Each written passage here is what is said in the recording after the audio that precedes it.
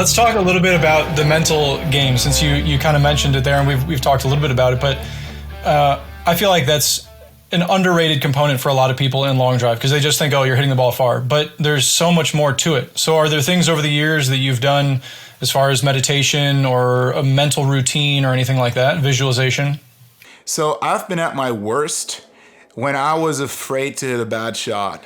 That's like the worst state you can be in. Like, don't do this or don't do that or whatever. Like, that's the worst mental preparation you can do, I believe. And, well, the more I just disconnect from all of that and just try to whack the golf ball, pick a target, and have my, like, 1-2 swing cues that I use all the time, right? Just for me, it's like steep takeaway. It's not steep when you look at it on video. It's, like, super flat. But I feel like it's, like, steep takeaway and then pull the trigger, basically.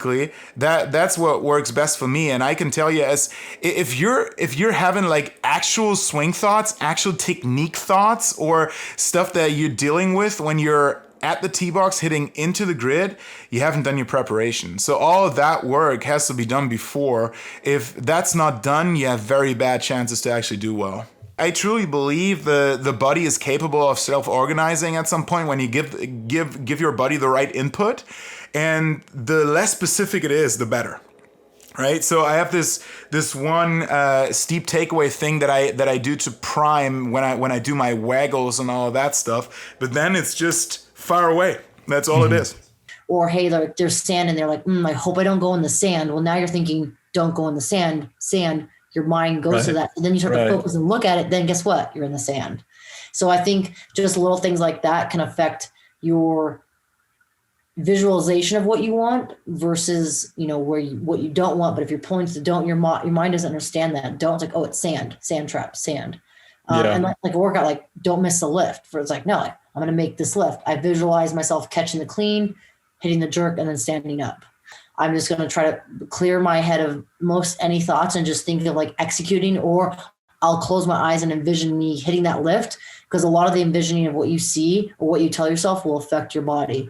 And I think for me, talking myself through the workout, say, hey, like, 2 more reps, or you can do this. Like, if I'm having to carry a heavy log for a mile back to a stadium, I'm just going to focus, like, one step of the other. If I'm going to switch it over to the other side, like, cool, like, keep my arm up, lean my head to the side, like, keep breathing, just small little cues to tell myself to keep moving. I think another example is 2018 when we had the marathon row. Like, that's a long distance to row, and people are like, oh man, like, this is gonna be horrible. And I'm thinking, you're already telling yourself it's gonna be horrible. What you say to yourself or what you say out loud is going to affect you mentally more than you even think. And so again, depending on the exercise and the workout we have or the event, talking to yourself through it is going to be huge. Positive little notes like, hey, I can do this, or, one more step. I mean, on the marathon row, at one point I was like, oh, I only have like 12,000 meters left. Like, woohoo, like, looking at the positive, even though 12,000 meters is a lot, I was trying to spin it around in my head. Like, all right, I'm already past the halfway mark. I only have 12,000 meters to go. I'm on the descent, I've actually found when I just walk up and hit it, I hit it a bit straighter because I'm being a little more athletic. So early on, when I just want to get into a rhythm, I'll be a little more methodical with my setup. But when I'm really towards the later rounds and I'm really going and swinging full bore, I will go right up to it and just set up and hit. And I always try to visualize my shot. I try to visualize the ball landing the grid a certain way. And other than that, though, I just kind of just let my body fire. I trained it and I just kind of let it go. And, that's sometimes it'll go good, sometimes it'll go bad, but at least I'm letting it go. That's always been my thing is I don't want to have a set where I went OB or didn't hit it good.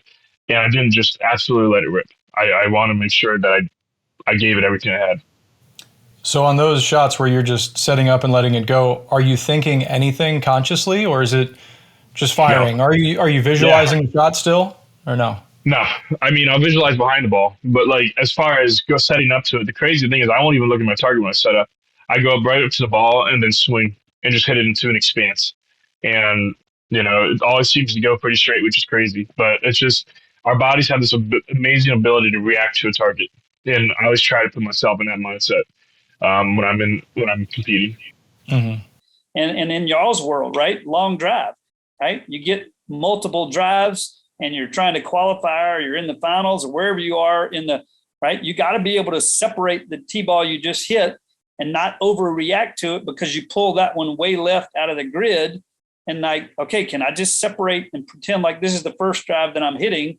And the guys that can do that better, right, are the guys that have more success. Do you have a great mental routine, or are you just living and dying with the emotion of placing this ball in the grid? Because if you're trying to place the ball in the grid, then you're going to be impact conscious, right?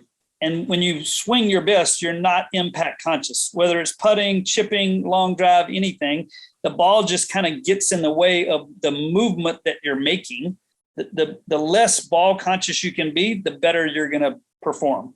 And so that's basically what I teach is you're building a routine, not so that you can do a good routine, but so that you can't do a bad routine. The most important piece of it all is if you can be repeatable in any scenario, whether you're hyped or low or whatever it is, you're going to be able to perform at a high level because of it.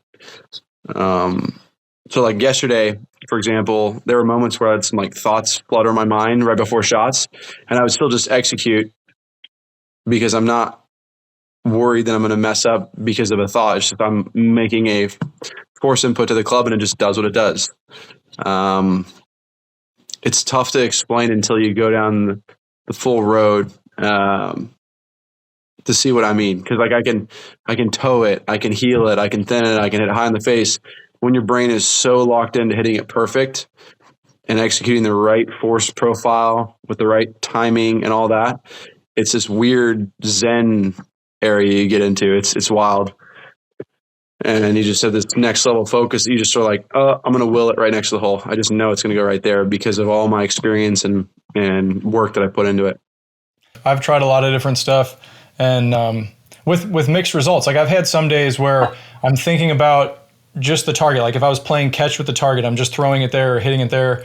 I've had times where I'm thinking about impact a lot. I've had times where the setup is the focus, and now I have a routine I follow, and it's working great for me. But it's interesting to always hear how different people approach it.